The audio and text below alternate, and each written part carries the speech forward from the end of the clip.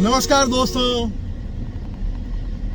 जब लोग आपको सीनियर सिटीजन समझें या आप खुद को सीनियर सिटीजन समझें तो याद रखें, भगवान ने एक सामान्य इंसान की उम्र 135 साल तय की है। बहुत सारे लोग 135 साल तक जिए हैं, तो फिर आप और हम क्यों नहीं। और सबसे बड़ी बात, जब तक जिए मस्ती से क्यों नहीं जिए।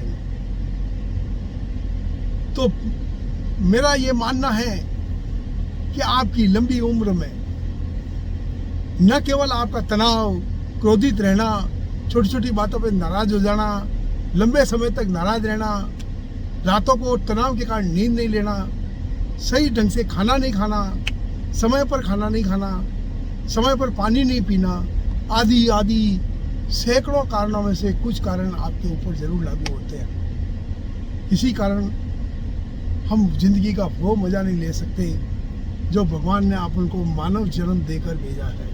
इस दुनिया की सर्वश्रेष्ठ गति हो आप, और उसके बाद भी दुखी, जानवर जैसे क्रोधित हो जाना, दुखी हो जाना, निराश हो जाना क्यों होता है। पल पल गुजर रही जिंदगी में दुख और सुख तो सबको आते हैं। उस पीरियड में भी क्या आप बड़े आनंदित होकर समस्याओं को सॉल्व करते हैं? और जो समस्या सॉल्व नहीं हो पाती तो क्या फर्क पड़ता है, उसके बिना भी जीना सीखिए। समय से भी कई चीज़ें ठीक हो जाती है। याद रखिए, रोने से, दुखी होने से चीज़ें कभी ठीक नहीं होती। तो सबसे पहले तो आनंदित होना सीखिए, स्वस्थ रहना सीखिए। अगर आप अभी बहुत कमज़ोर है तो 10 ताली बजाएं, इसको 10 से 50, 100, 500 तक ले जाएं। रोज चाहे 100 मीटर चलना पड़े चले, 10,000 कदम चलने का टारगेट रखें कम से कम। साइकिल चलाएं तो 30 किलोमीटर, 40 किलोमीटर, 50 किलोमीटर तक चलाएं। जब मौका पड़े तो डांस करने से कभी नहीं चूकें। खुशबू तरह तरह की आती है, गुलाब की खुशबू अलग होती है, मोगरे की अलग होती है। उन सारी खुशबुओं को समझना सीखें। शोर के बीच में अपने मानसिक स्तर को शांत रखते हुए क्या आप सो सकते हैं? क्या बहुत सारी आवाजों के बीच में काम की आवाज सुनकर शांत चीज से उसका जवाब दे सकते हैं? या लाइट होने पर सो ही नहीं सकते, शोर मचने पर नींद नहीं ले सकते? बहुत सारे लोग लेते हैं। अपने आप को परिवर्तित कर दीजिए। जो हो रहा है उसमें मस्ती लाइए। कबूतर को, गाय को, अन्य पशु पक्षियों को, चिड़ियाओं को पानी, दाना, उन सब की व्यवस्था कीजिए। चींटियों के भी पानी की, दाने की व्यवस्था कीजिए। आम असहाय लोगों के लिए भी जीना सीखिए, उनके लिए काम आइए। अपनों के या किसी असक्षम लोगों के लिए भी समय देना सीखिए, समय दीजिए।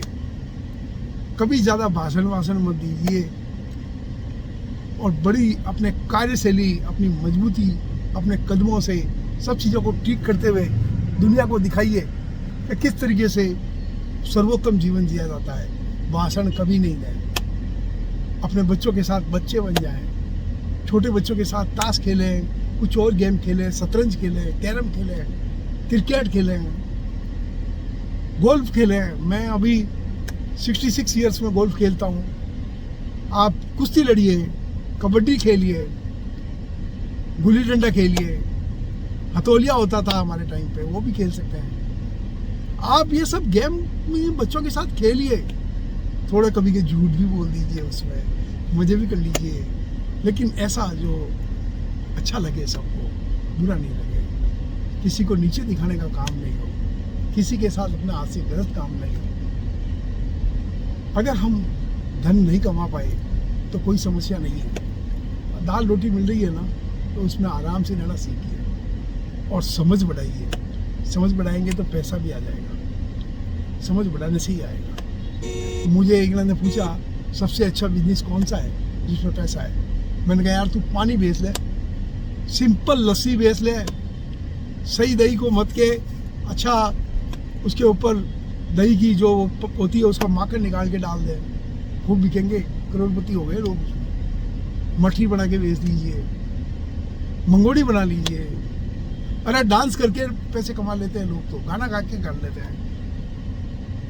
छोटे छोटे बिल्कुल छोटे काम से भी बहुत पैसे कमाते हैं। और दिवाली होने में तो ज्वेलर भी हो गए, बड़े बड़े बिल्डर हो गए।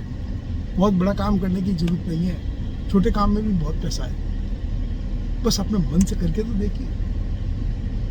तो मित्रों, सबसे पहले तो मस्त और आनंदित होना सीखिए, और फिर जितना बेस्ट कर सकते हैं वो करिए। जिंदगी जीने का आनंद आ जाएगा। मैं हैप्पीनेस थिंकर बीपी मुंद्रा आपके सुखद जीवन की कामना करता हूँ। जय श्री राम। अपने अपने इष्ट को याद कर लीजिए।